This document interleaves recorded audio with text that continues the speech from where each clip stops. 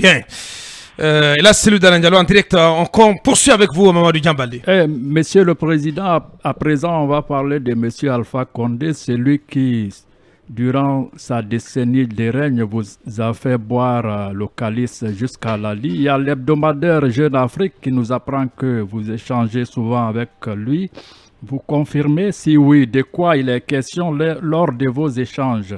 Et dans la même veine, Alpha Condé semble ne pas s'avouer totalement vaincu. De toute vraisemblance, il s'active à reconstituer son réseau et tiendrait à se venger de la junte. D'ailleurs, il continue de se réclamer président élu de la Guinée. Vous trouvez cela normal, Monsieur Dalen?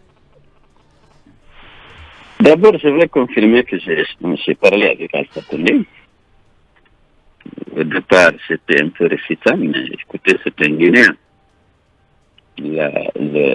L'FDC peut avoir pour vocation de reconstruire le fils du pays. Donc, j'ai finalement parlé avec lui. Mais comme vous le savez, je n'ai pas l'habitude, c'était une conversation privée. Je n'ai pas l'habitude de mettre sur la place publique les échanges avec les personnalités, surtout lorsque les échanges sont privés. Donc, je ne veux pas vraiment mettre sur la place publique nos échanges. Par contre, la deuxième partie de votre question, la première, il faut que d'abord que je rassure, il y a une chose qui reste claire. À l'intention de mes compatriotes, des militants sympathisants qui s'interrogent, qu'ils sachent bien que je ne transigerai pas avec ma conscience. Je ne transigerai pas avec les valeurs et les principes qui sont au fondement même de mon combat politique et de la confiance qui me lie à mes compatriotes et aux militants de l'UFDG. C'est cet engagement, cette constance dans la défense de ces valeurs qui me valent la confiance et la crédibilité aussi à l'extérieur. Vous savez que cette année, j'ai eu le prix de une résilience dans la lutte pour la démocratie et l'état de droit. Donc, sur ces questions-là, que les gens continuent, que je ne pense pas, j'ai une conversation privée avec et bon, ça, je vais révéler ici. Mais que les gens sachent que je resterai toujours fidèle aux valeurs pour lesquelles je me suis bâti et pour lesquelles beaucoup de Guinéens ont donné parfois leur vie en participant à ce combat sous ma direction. Alors, la deuxième chose, vous dites que M. Alpha Condé tiendrait à se venger de la junte. Bon. Et il continue de se réclamer président élu de la Guinée. Oui, trouvez-vous cela normal, monsieur le président de l'UFDG? Moi, ce que je trouve normal, parce qu'actuellement, je n'ai pas d'engagement particulier avec le Condé, mais je n'ai pas d'engagement du tout. Mais nous développons un partenariat avec le RPG Arc-en-Ciel. Et ça, nous avons un certain nombre d'objectifs et de préoccupations que nous partageons. Nous voulons que la transition soit une transition apaisée, réussie, et inclusive. Et pour cela, nous avons décidé de joindre nos efforts et exiger le retour à l'ordre national par des élections libres, transparentes et inclusives. Ça, le RPG avec lequel nous parlons est d'accord sur ça. Et c'est pourquoi on a fondé cette intercoalition. Et nous sommes en train de travailler, nous avons un cadre de dialogue.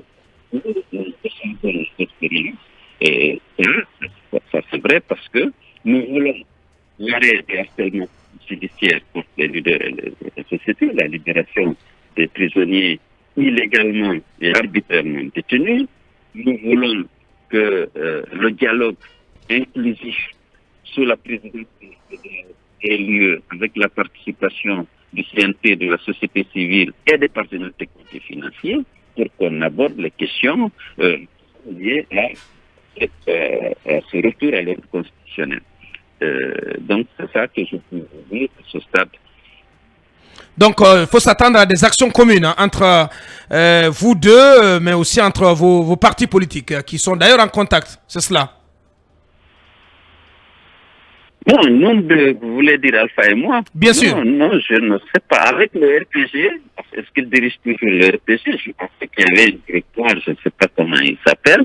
En tout cas, nous discutons avec les responsables du RPG au niveau de Conakry, et c'est avec cela que nous avons décidé de mettre nos énergies et nos intelligences ensemble pour atteindre les objectifs que je viens de rappeler et pour faire aboutir nos revendications. Un dialogue crédible et inclusif, des élections libres et transparentes et contre les leaders politiques et les acteurs de la société civile. Bien. Voilà des choses sur lesquelles on est d'accord. Donc, par rapport à ça, naturellement, organiser des actions ensemble et exiger des actions de ces revendications légitimes. Bien. Alors, plus que 10 minutes à passer ensemble avec la cellule de l'Indien. Allez-y, Mamadou. Très rapidement, au-delà de ce deal politique, est-ce que vos deux entités politiques sont d'accord que quand il est question, par exemple, des sujets si vous voulez, de droits de l'homme ou de crimes dont vos militants ont été victimes sous le même régime d'Alpha Condé et qui se trouvent sur la table de la junte, à laquelle junte vous êtes tous opposés, est-ce que vous êtes d'accord que toutes les deux entités doivent se mettre au-dessus de ces questions? Je veux dire, à un moment donné... en lien avec les crimes de sang. À un moment donné où des militants de votre parti réunis en association portent plainte, où on leur dossier sur la table de la junte, et donc des cadres du parti du RPG sont interpellés, est-ce que ça n'atteindrait pas votre alliance de maintenant ou en vue, votre alliance en vue? On n'est pas d'accord sur tout. Le RPG a été un adversaire, a été au pouvoir pendant longtemps. On a eu beaucoup de conflits, qui ne sont pas réglés. Mais on est d'accord aujourd'hui sur la nécessité de participer à une transition apaisée, aboutissant à l'organisation d'élections libres et transparentes, où on sera naturellement aussi des adversaires. Mais pour l'instant, nous mettons ensemble nos énergies et nos intelligences pour exiger qu'il y ait un dialogue inclusif et fécond pour que nous puissions participer à la définition des termes de cette transition et des conditions d'organisation du retour à l'ordre constitutionnel. Ça ne signifie pas qu'on est d'accord sur tout. Bien entendu, chacun a d'autres revendications, a d'autres objectifs que l'autre ne partage pas.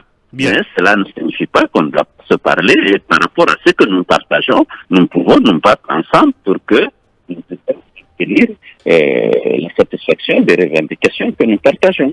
Mais ceci dit, demain, on sera des adversaires. Hier, on était des adversaires. Chacun avait peut-être des revendications qui sont propres à lui-même et qui ne sont pas nécessairement partagées par l'autre.